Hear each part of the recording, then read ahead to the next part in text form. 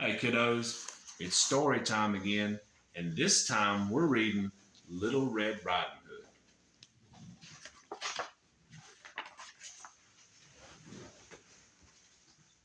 A long time ago, there lived a sweet little girl who was thoughtful and kind and loved to visit her grandmother.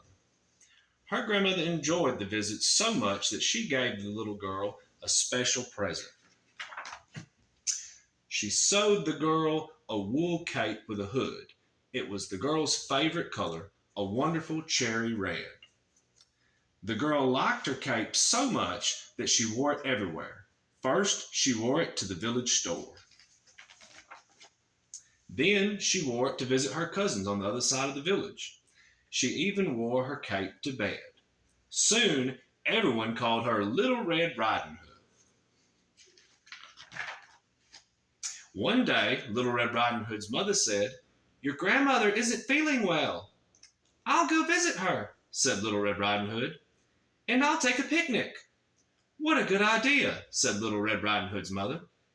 "And be sure to stay on the path through the woods."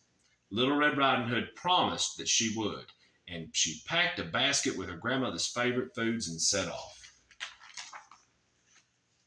Little Red Riding Hood skipped down the long winding path as she always did on her visits, and she was very careful to always stay on the path. After a while, she met a wolf. "Hello," said the wolf. Little Red Riding Hood knew she shouldn't talk to the wolf, but he seemed friendly. "Hello," she said. "Where are you going on this fine day, little girl?" asked the wolf. "I'm going to my grandmother," said Little Red Riding Hood. "She isn't feeling well, so I'm bringing her this picnic with her favorite foods." "And where does your grandmother live?" asked the wolf. "At the end of this path." A sly grin came over the wolf's face. He knew that if he ran up the hill, he'd get to the grandmother's house before Little Red Riding Hood. "I'll gobble up the old lady and the little girl," he thought, smacking his lips, "and I'll gobble that tasty picnic too." "Look at all the flowers growing in the woods," said the crafty wolf. "Why don't you pick some for your grandmother? Pretty flowers will make her feel even better." "Good idea," said Little Red Riding Hood. The prettiest flowers were far from the path, but Little Red Riding Hood thought that it would be all right to leave the path just this once. She turned to pick some flowers. The wolf ran straight to the grandmother's house. The door was unlocked, so the wolf opened it and quietly crept inside. He tiptoed into the grandmother's bedroom and found her asleep in the bed. Suddenly she woke up. When she saw the wolf, she screamed. "Help! Help!" cried Little Red Riding Hood's grandmother.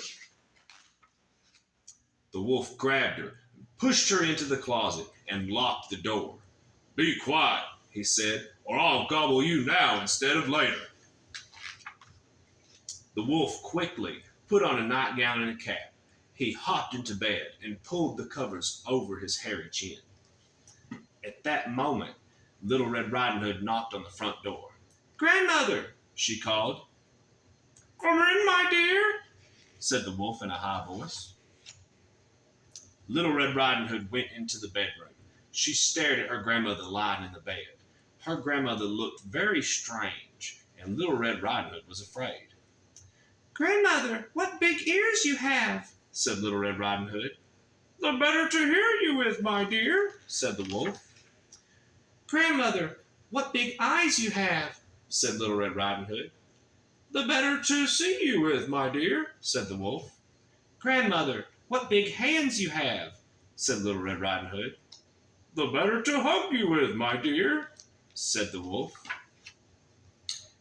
"Grandmother, what big teeth you have," said Little Red Riding Hood. "The better to eat you with," cried the wolf.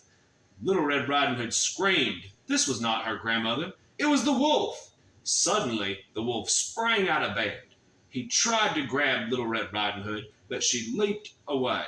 Light as a leaf in her cherry red cape, the wolf grabbed the air instead.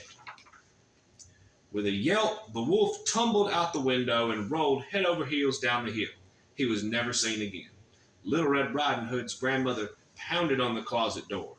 Little Red Riding Hood let her out, and they hugged as tightly as they could.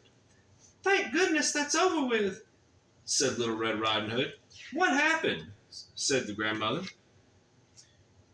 "Mother said you were sick," said Little Red Riding Hood, "so I brought you a picnic, but I left the path to pick flowers." "Well, I think you learned your lesson," said her grandmother. "I'm just glad we're both safe." Then Little Red Riding Hood and her grandmother sat down and enjoyed their visit. It was the best one they'd ever had.